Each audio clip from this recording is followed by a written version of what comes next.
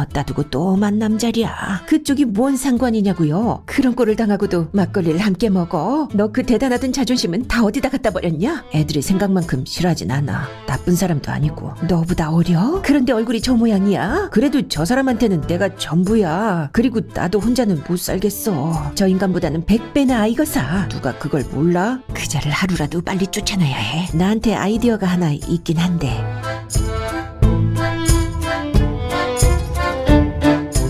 두 남자. 박종휘.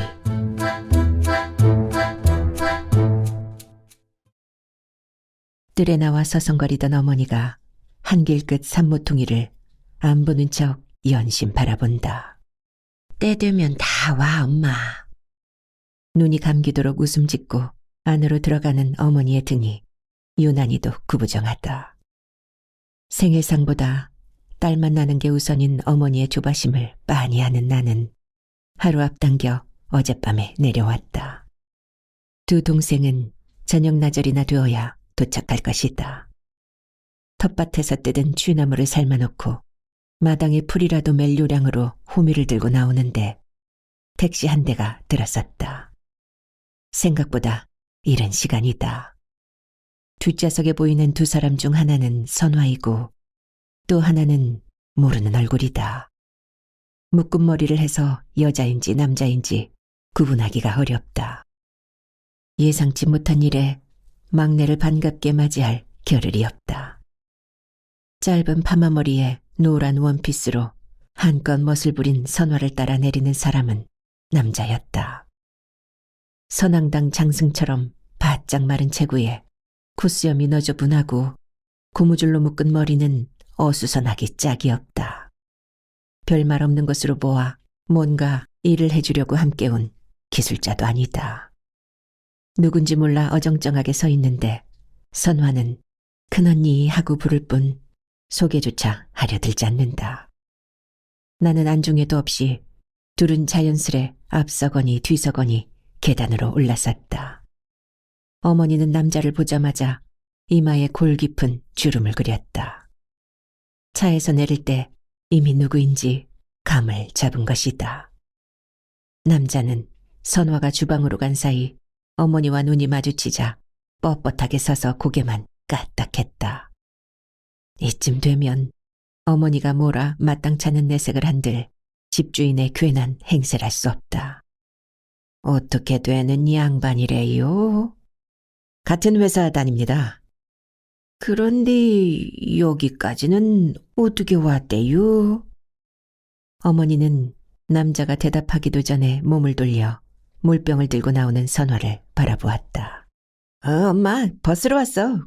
공주에서 내려 공산성 한 바퀴 돌고 택시 타고 온 거고. 어머니의 말뜻을 모를 리 없으련만 선화는 웃지도 않고 딴소리다. 주위를 의식하지 않기는 남자도 마찬가지여서 거실 밖을 내다보며 앞이 트여 시원하다느니 집 구도가 좋다느니 하더니만 자신은 풍수를 좀 안다면서 위치가 아주 좋고 마당에 들어서는 느낌이 훈훈해 가족이 화목하게 되어 있다고 시키지도 않은 말을 늘어놓았다. 반응이 없자 이 사람 저 사람 둘러보면서 도자기도 결국 선구와 음량의 예술이라고 풍수와 억지 연관을 지었다. 한마디로 자기도 쥐가 도를 넘는 사람이다. 눈치가 3단인 어머니는 어이없는 표정으로 서 있다가 방으로 들어가 문을 닫아버렸다. 내가 따라 들어가자 배지도 않을 베개를 꺼내면서 혀를 찼다. 넌 알고 있었어? 몰라. 나도 처음 보는 사람이야. 윤 씨는 어따 두고 또 만남자랴. 사람 보는 눈이 정확한 어머니의 마음이 고스란히 느껴졌다. 내력이야 어떻든 천인사 자리에 아무렇게나 걸치고 나타난다는 것 자체가 예의에 어긋날 뿐더러 행동거지 또한 품이라고는 찾아볼 데가 없다. 이제껏 데리고 다니던 윤 씨에 관해서는 말 한마디 없이 엉뚱한 작자를 데리고 나타난 것이다. 가까이 보니 얼굴은 흡사 일본 원숭이처럼 작고 붉은 데다가 광대뼈가 볼 밖으로 튀어나올 만큼 살이 없어 나이를 가늠할 수조차 없다. 점심을 걸러 우선 요기부터 해야겠다며 작은 밥상을 차려온 선화가 반찬마다 고춧가루를 털어 건네주자 마지못한 듯 받아먹고 밥도 젓가락으로 밥알을 새는 것처럼 깔짝거렸다. 선화는 내 눈치를 흘낏 보더니 매운 것을 못 먹는다고 멋쩍게 웃고는 고춧가루 묻은 손가락을 쪽쪽 빨았다. 그래도 지난번 연이어 혼자 왔을 때보다 표정이 밝아진 건 분명했다. 대충 이해하고 넘어가 주길 바라는 심정도 모르는 바는 아니지만 누군가를 집에 데리고 올 계획이었으면 최소한의 예의는 지켜야 할 것 아닌가. 해질녘에 도착한 채화 내외도 어리둥절하기는 마찬가지였다. 저 남자는 누구야? 버스 타고 왔디야. 어머니는 웃지도 않으면서 볼멘 소리로 대답했다. 이때부터 선화가 새로 데려온 남자는 버스로 통했다. 선화는 주변 시선에 아랑곳하지 않고 일찌감치 방 하나를 차지해 짐을 풀었다. 버스는 낄 자리 빠질 자리 분간을 못하고 자매들의 얘기에 끼어들었다. 그렇다고 불청객 하나 때문에 모처럼의 만남을 맨송맨송하게 보낼 수는 없다.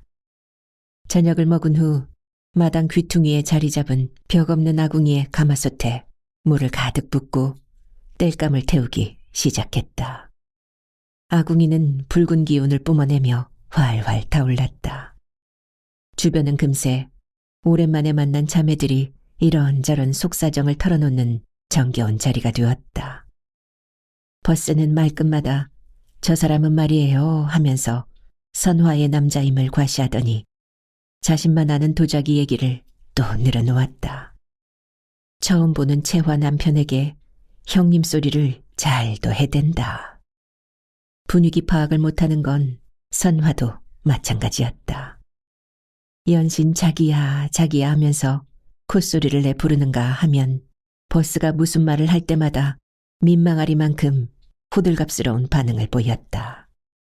보아하니 선화가 다니던 회사에서 어정쩡하게 납품 일을 하다가 지금은 그만둔 상태이고 간혹 도자기를 만드는 자칭 도예가이자 대충 놀고 먹는 사람인 듯 싶었다.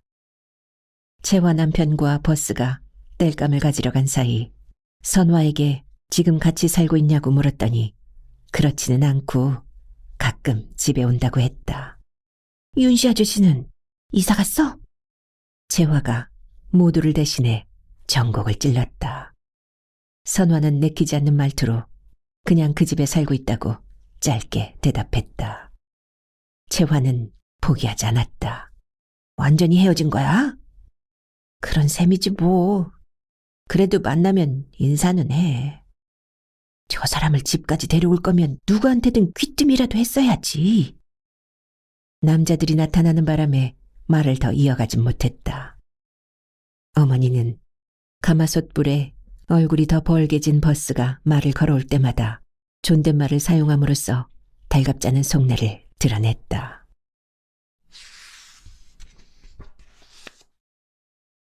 선화의 성품은 원래 지금과는 사뭇 달랐다.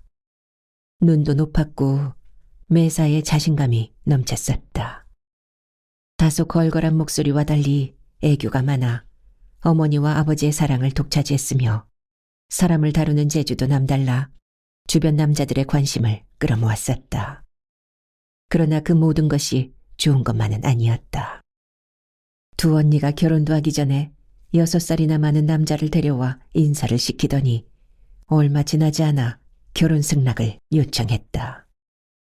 부모님은 그럴 수밖에 없는 이유가 있을 것으로 여겼는지 뜻밖의 결혼을 허락했다.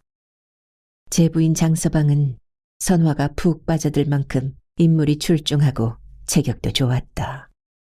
직장도 탄탄했고 성격도 활발했으며 무엇보다 선화를 끔찍이도 위했다.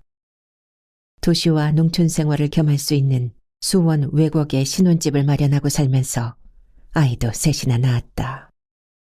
그러던 선화의 인생에 예기치 않은 시련이 닥쳤다.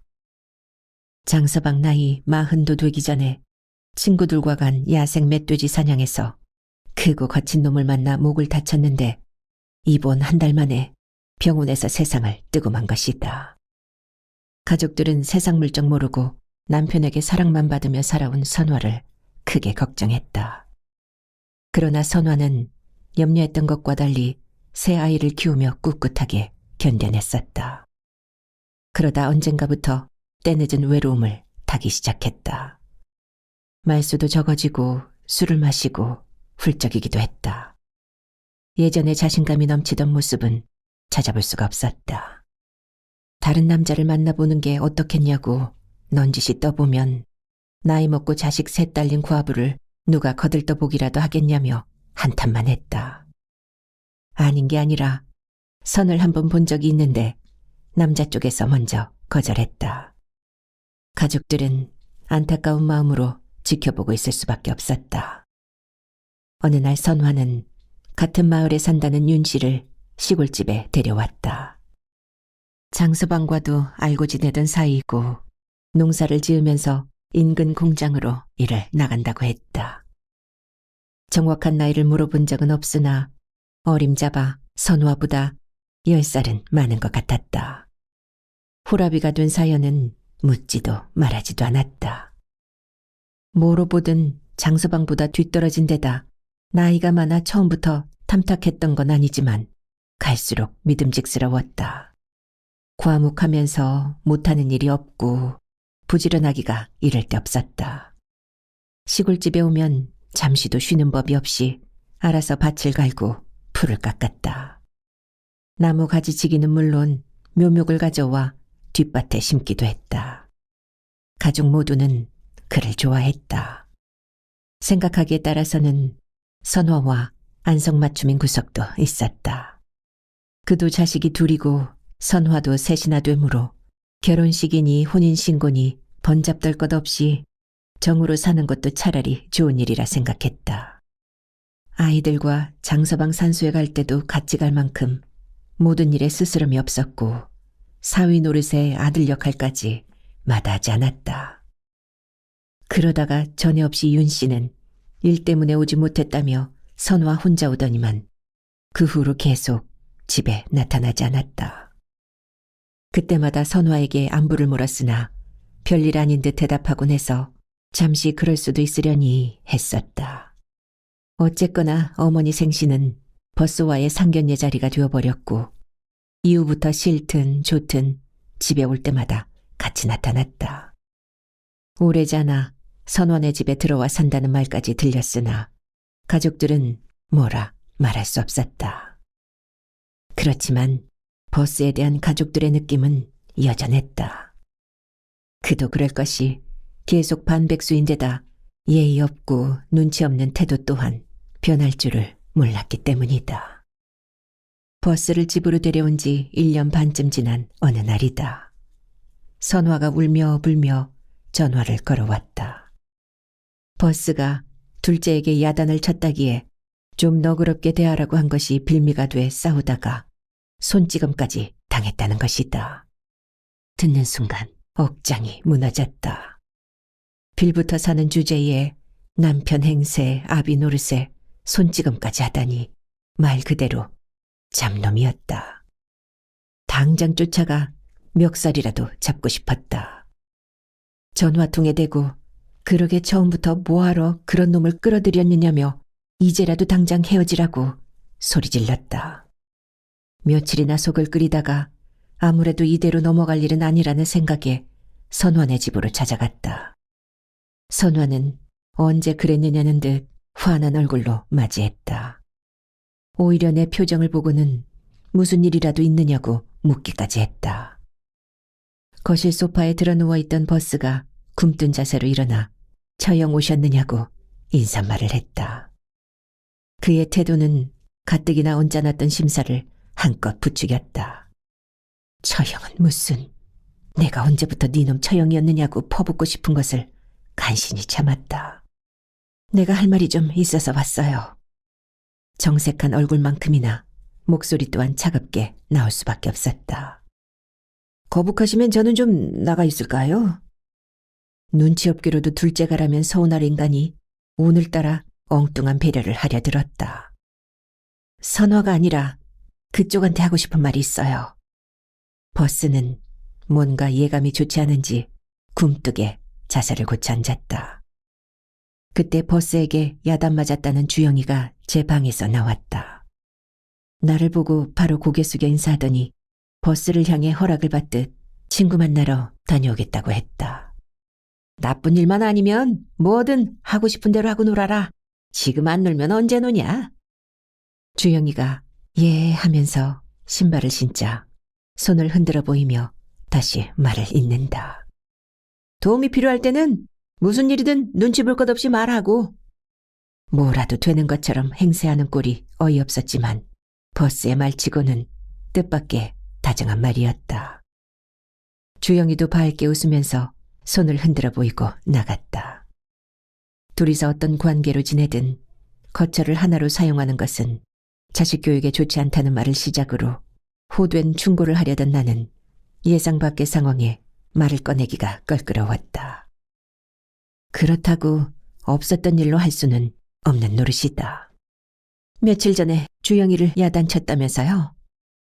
버스가 찡그리면서 주방에 있는 선화를 쳐다봤다.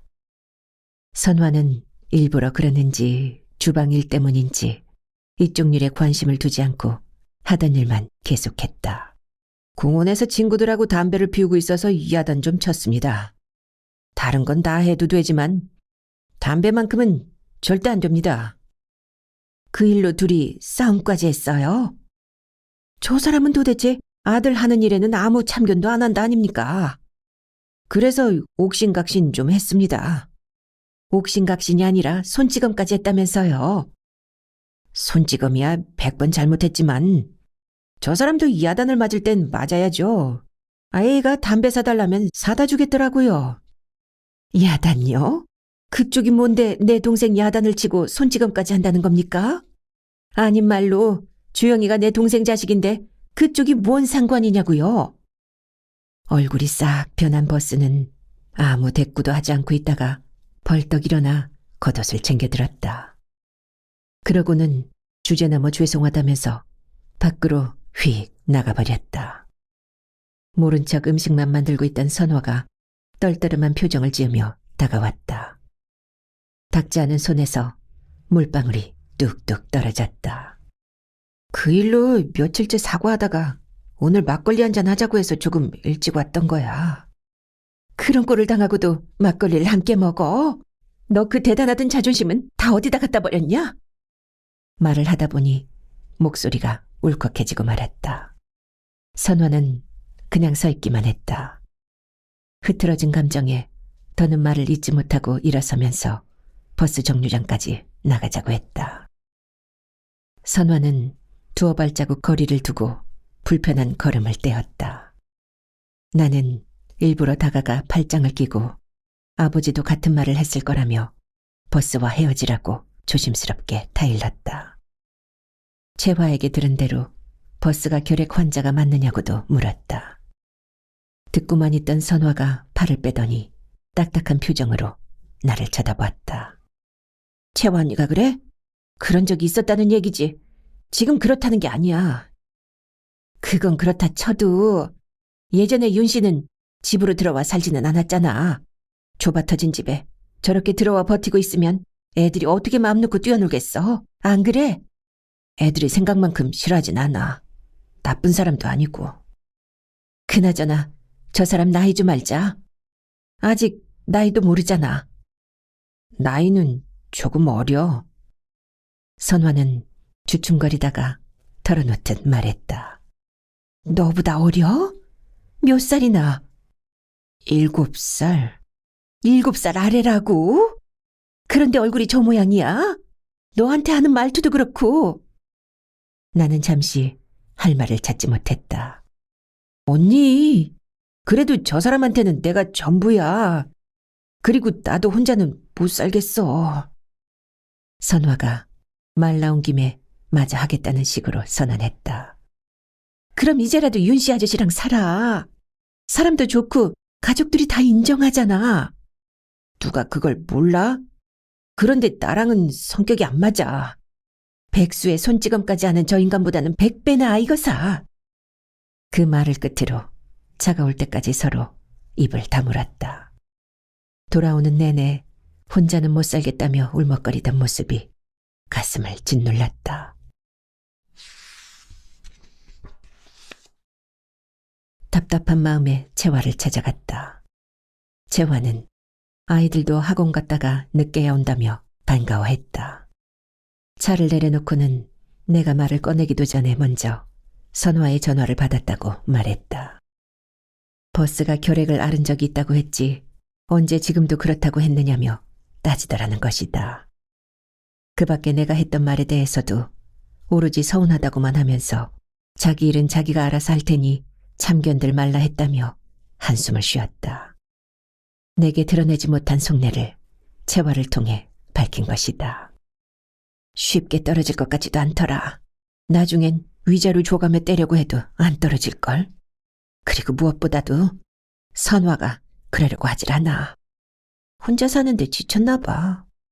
더 기가 막힌 얘기가 뭔 줄 아냐? 버스의 나이에 관한 말을 들은 채화는 그렇게나 어린 놈이 손찌검까지 해대면서 선화를 아랫사람 다루듯 했다는 말이냐며 나보다 더 분해했다. 둘이서 정말로 사랑하고 있는 건 아닌가 하는 생각도 들더라니까. 언니, 사랑의 기본은 존중이야. 그 낯두꺼운 태도는 사랑과는 거리가 멀어. 거두절미하고 그자를 하루라도 빨리 쫓아내야 해. 무슨 수로? 나한테 아이디어가 하나 있긴 한데. 버스에 관한 생각이 나랑 같은 데다가 아이디어까지 있다는 말에 귀가 번쩍 뜨였다. 뭔데? 호기심을 보이자 채화는 내 앞에 바싹 다가앉았다. 언니, 이제이라는 말 알지? 적으로 다른 적을 제거한다는 말 아니야? 맞아. 이건 좀 다른 경우겠지만 다른 남자를 동원하는 거야. 단번에 윤씨 이야기구나 싶어 그 사람도 배알이 있는데 우리가 원하는 대로 해주겠냐고 시답잖게 되물었다. 채화는 윤씨가 아직도 혼자라는데 버스가 선원의 집에 드나드는 꼴을 볼 때마다 기분이 어떻겠냐며 뒤집혔던 속을 풀기 위해서라도 협조할 거라고 자신감을 보였다. 우선 돌아오는 어머니 생신날 윤씨를 초대해 온 가족이 그를 크게 환영하는 것을 보여줌으로써 버스가 제풀에 포기하도록 만들자는 것이었다. 무어로 보든 윤씨가 밀릴 것도 없고 천군만마 같은 가족들의 후원을 곁들이면 결과는 따놓은 당상이라는 얘기다. 게다가 2단계와 3단계까지 비상대책도 생각해둔 게 있다며 들려줬다. 채화의 계획은 뜻밖의 용의주도 했으며 나를 설득하고도 남았다. 좋아. 그럼 2단계는 엄마 몫이고 3단계 고양이 방울은 누가 달아? 너야, 나야? 결자해지지 뭐. 그 말은 네가 하겠다는 뜻인 거지? 선화한테 고자질에 자매간에 싸움 붙이는 치사한 짓은 하지 말라고 전제하면서 내가 단도직입적으로 말할게.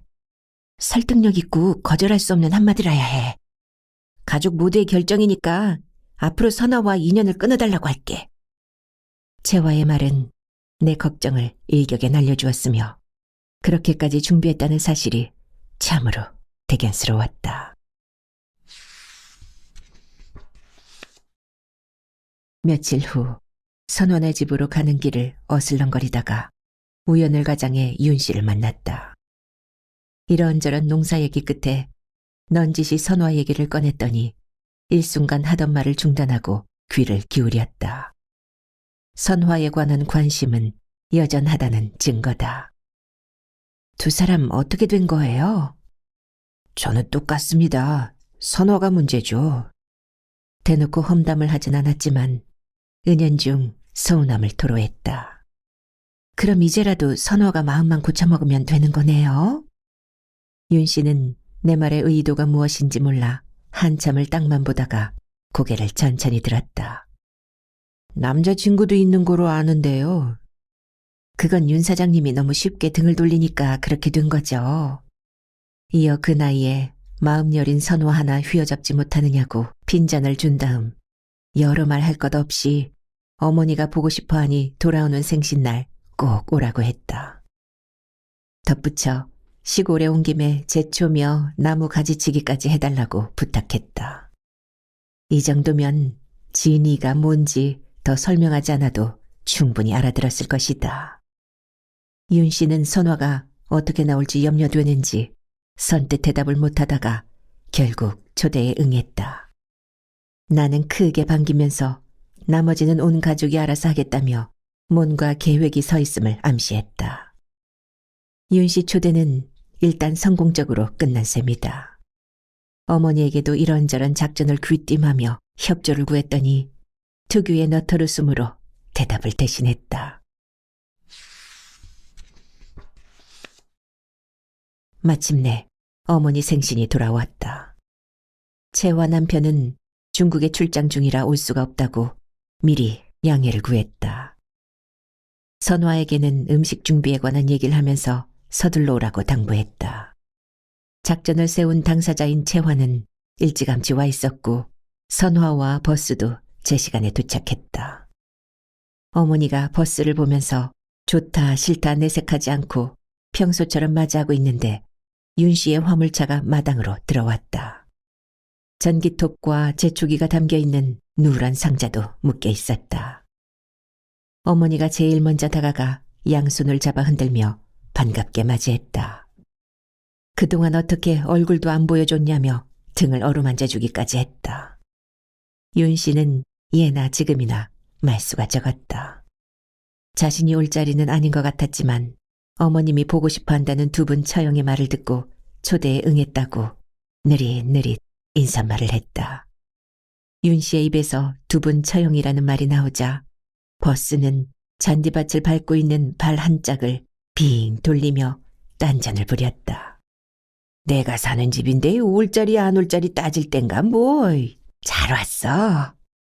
누가 봐도 버스와는 비교할 수 없을 만큼 자연스럽고 다정한 사이였다. 버스는 삐딱한 자세로 서 있다가 몸뚱이가 발을 끌고 가듯 천천히 윤 씨를 향해 걸어갔다. 어머니를 비롯한 모두는 긴장된 시선으로 둘을 지켜봤다.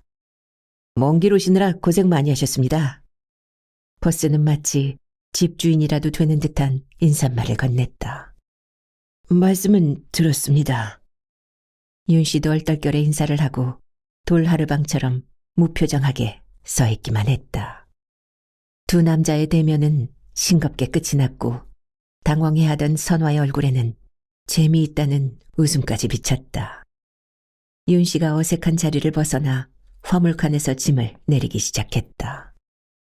모두 평상에 자리를 잡자 버스가 발을 꼬고 앉아 선화에게 뭔가를 가져오라고 했다.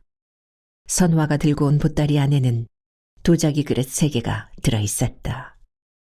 얼핏 봐도 곡선의 간결함이나 푸른빛이 은은하게 감도는 채색 등이 꽤 고급스러웠다. 버스가 자신이 직접 만든 거라며 하나를 들어 먼저 어머니 앞에 놓았다. 도예가라더니 정말 많네.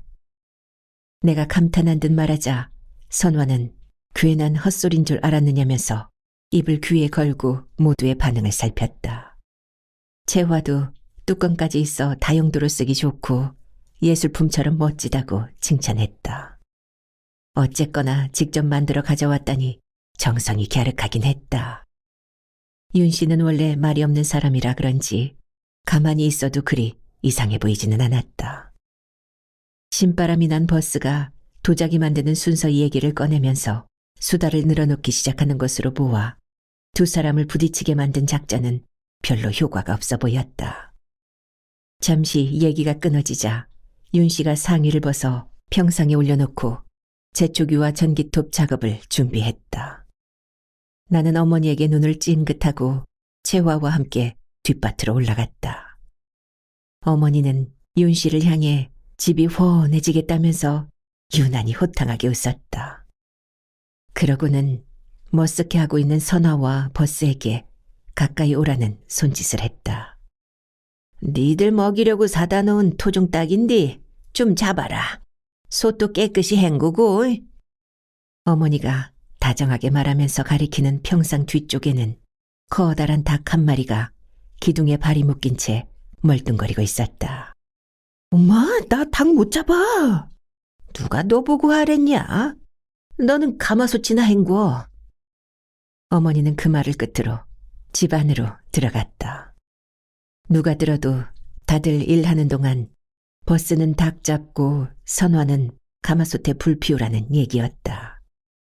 자리를 떠나지 못하는 선화가 흘끔흘끔 윤 씨를 바라보았다. 닭 잡는 일을 부탁하려는 것이 분명했다.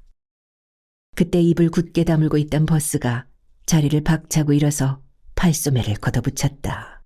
까지급 잡아보지 뭐. 왜? 내가 닭 하나 못 잡을까봐 그래? 자기가 할 수 있겠어? 선화가 눈을 휘둥그레 뜨고 물었다. 남자가 싫은 일도 할 줄 알아야지. 걱정 말고 칼이나 가져와. 버스는 평상 기둥에 묶여 동그란 눈으로 노려보고 있는 씨암탉을 마주봤다. 닭은 겁이라고는 전혀 없어 보였다. 되레 죽일 테면 어디 죽여보라며 대드는 것만 같았다. 선화가 한참 만에 길쭉한 칼을 가지고 왔다. 내가 알아서 할 테니까 가서 일이나 해. 뜻밖의 큰 소리에 선화는 자꾸 뒤돌아보며 가마솥을 향해 갔고 버스는 얼굴을 멀리하면서 팔을 뻗어 닭 날개를 움켜잡았다. 한쪽 날개를 잡힌 닭이 벗어나려고 발부둥치자 바닥에서는 흙이 튀고 깃털들이 사방으로 날아올랐다. 간신히 나머지 날개를 움켜쥐는데 닭은 사생결단하고 몸부림친다. 버스를 유심히 지켜보고 있던 채화가 내 팔을 툭 쳤다. 잡으려나 봐. 채화의 실망하는 소리에 맞춰 버스는 닭을 향해 어설프게 칼을 내리쳤다. 저런 하는 짓 하고는 닭을 저렇게 잡는 인간이 어디 있어? 나도 닭은 잡아보지 않았지만 어이가 없었다. 그런데 버스가 내려친 건 닭이 아니라 기둥에 묶여있던 끈이었다. 그나마 끈이 끊어지지도 않은 것 같았다. 버스는 신경질적으로 칼을 땅에다 꽂고 허리를 꼿꼿이 세우더니 매실나무 가지를 치고 있는 윤 씨를 향해 난데없이 형님 하고 불렀다. 나무는 제가 자를 테니까 닭 좀 잡아주시죠. 금세 울음이라도 터뜨릴 것 같은 목소리다. 나는 채화와 눈을 마주하고 소리 없는 쾌재를 불렀다. 이것만으로도 버스가 짐을 싸서 내뺄 듯 싶었다. 윤 씨는 자리를 바꾸어 지붕까지 내려앉은 보리수 나무 가지를 자르기 시작했다. 톱소리 때문에 버스의 말을 전혀 듣지 못한 것이다. 내가 작심하고 마당으로 내려서자 버스가 난색을 띠며 바라봤다. 왜 무슨 일이라도 있어요? 저는 도저히 닭은 못 잡겠어요. 막 한마디 더 핀잔을 주려던 때였다. 언제 나타났는지 선화가 다가와 그러게 자기가 뭘 했냐며 땅에 꽂혀있는 칼을 뽑았다. 채화도 시침을 떼고 왜 그러는데? 하면서 다가왔다. 이 사람은 팔딱거리는 물고기도 못 잡아, 언니. 선화의 말 속에는 누구애랄 것 없는 원망이 깃들어 있었다. 그렇게 보아서 그런지 버스의 눈에서 눈물도 비치는 것 같았다. 울상이 된 버스가 갑자기 선화의 손에 쥐어진 칼을 빼앗아 마당 한쪽으로 휙 던지더니 상의를 집어들고 마당을 벗어나 큰 길을 향해 성큼성큼 걸음을 옮겼다. 1단계의 감정이 아직 남아있던 판에 2단계 작전이 고스란히 먹혀든 것이다. 선화는 어디 가냐며 쫓아가고 버스는 발에 걸리는 풀을 공차듯 걷어차며 계속 걸어갔다. 저러고도 선화 뒤를 따라 들어올까? 결국 닭은 윤 씨가 잡았고 한참이 지난 다음 심통이 가득한 선화와 풀 죽은 버스가 집으로 돌아왔다. 무슨 남자가 닭 하나 못 잡고 그래요. 닭이 그렇게 무서워요? 채화가 비웃음 섞인 농담으로 버스를 몰아세웠다. 윤 씨는 아무 생각도 없는 사람처럼 닭 안 잡아본 사람은 못 잡는다고 버스를 두둔하며 잔을 권했다. 어머니는 별다른 기색 없이 이런저런 반찬을 두 남자 앞쪽으로 번갈아 밀어주었다. 내가 닭다리 하나를 뜯어 먼저 버스 앞자리에 놓아주자 선화가 어린아이 달래듯 살을 발라주었다. 윤 씨는 못 본 척 백숙을 먹기만 했다. 나는 도자기에 관한 얘기를 꺼내 침통한 얼굴로 밥알만 새는 버스의 숨통을 다소나마 틔워줬다. 작전이 제대로 먹혀들었다는 승자의 배려였다. 그날 밤 잠자리로는 선화가 우리와 함께 방으로 들어갔고 버스와 윤 씨는 거실 소파와 바닥에서 잤다. 이튿날 어머니 생신상을 물리고 다 함께 동네 산책길에 나섰다. 두칠레 집을 지나 학당을 거쳐 한 길로 나가자 언제나처럼 느티나무가 살랑거리며 일행을 맞이했다. 들녘에는 개망초꽃이 군락을 이루어 하얗게 내려앉아 한겨울 눈발 풍경을 그려내고 있었다. 우리 논이 있었던 물 한 골 뚝길로 들어섰다. 마루에 서면 아버지가 일하는 모습이 보였던 곳이다. 어머니 품처럼 포근한 들녘 아래로 쉼없이 제잘되는 냇물 소리는 예전 그대로였다. 장마 끝이라 그런지 평소보다 물이 많았고 배수로 토관 아래 웅덩이 쪽은 초록빛이 어른거릴 만큼 깊어 보였다. 어린 시절 내가 동네 아이들과 비료 포대를 띄우며 물놀이를 하다가 빠져 죽을 뻔한 곳이기도 하다. 이야, 여기는 아직도 깊네. 내 말에 그때 일을 기억하고 있는 어머니가 아직도 겁나냐며 껄껄 웃었다. 채화까지 가세에 그 시절 얘기를 꺼내들어 한참을 웃어젖히고 있을 때였다. 앞서가던 선화가 저기 엉겅퀴 꽃 좀 봐 하면서 풀숲을 가리켰다.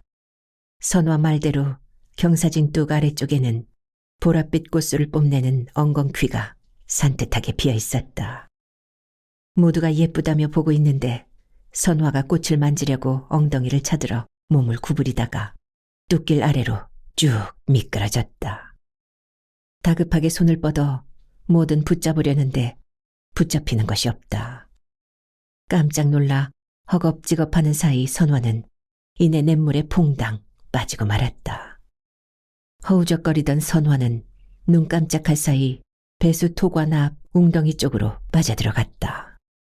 윤 씨는 왔다 갔다 하면서 뭔가를 살피고 다른 사람들은 밑으로 내려가는 길을 찾느라 허둥댔다. 그때 버스가 쏜살같이 내리막길을 내려가 물에 첨벙 뛰어들었다. 모두 조바심을 내며 버스가 선화를 끌고 나오기만을 기다렸다. 그러나 버스는 선화의 손을 붙잡고 함께 허우적거리기만 할 뿐 밖으로 나오지 못했다. 발을 동동 구르고 있는데 윤 씨가 긴 장대를 하나 들고 와 버스에게 내밀어 잡도록 했다. 겨우겨우 밖으로 나온 버스와 선화는 연거푸 물을 뿜어내면서 숨이 넘어갈 것처럼 콜록거렸다. 수영도 못하면서 뛰어들었어. 선화의 목소리에는 애틋한 구항석이 잔뜩 깔려 있었다. 자기는 왜 그렇게 조심성이 없어? 버스는 파랗게 질린 얼굴로 퉁을 주면서 콜록거리는 선화의 등을 팡팡 두드렸다. 둘을 멀거니 바라보던 가족들의 표정이 착잡했다. 그나마 천만다행이라는 생각에 안도의 숨을 내쉬고 다 함께 서둘러 집으로 향했다. 꾸꾸꾸꾸 꾸꾸꾸꾸 철벅철벅 젖은 신발 소리를 내면서 걷고 있는데 물 건너 안산 숲속에서 과수댁 하수영 같은 산비둘기 울음소리가 길게 들려왔다. 퍼뜩 날아드는 생각에 웃음이 새나왔다. 저 산비둘기가 지금 뭐라며 우는 줄 아냐? 생각에 잠겨있던 채화가 눈을 동그랗게 뜨고 나를 바라보았다. 내가 좋아 사는 남자 2년대로 살게 두소. 나는 그럴싸하게 가사를 붙여 산비둘기 울음소리를 흉내냈다. 채화는 그제야 저 우짖는 소리도 영락없는 선화네 하며 깔깔거리고 웃었다. 작전을 훌훌 팽개치고 가는데 앞쪽에 젖은 옷을 걸치고 팔자걸음으로 선화를 부축하며 가는 버스의 모습이 눈에 들어왔다. 내가 손을 들어 가리키자 재화도 어머니도 한박웃음을 터뜨렸다. 장대를 제자리에 가져다 놓고 홀로 뒤따라오는 윤씨는 말이 없고 산색을 띄운 냇물만 들릴 듯 말 듯 소곤거린다.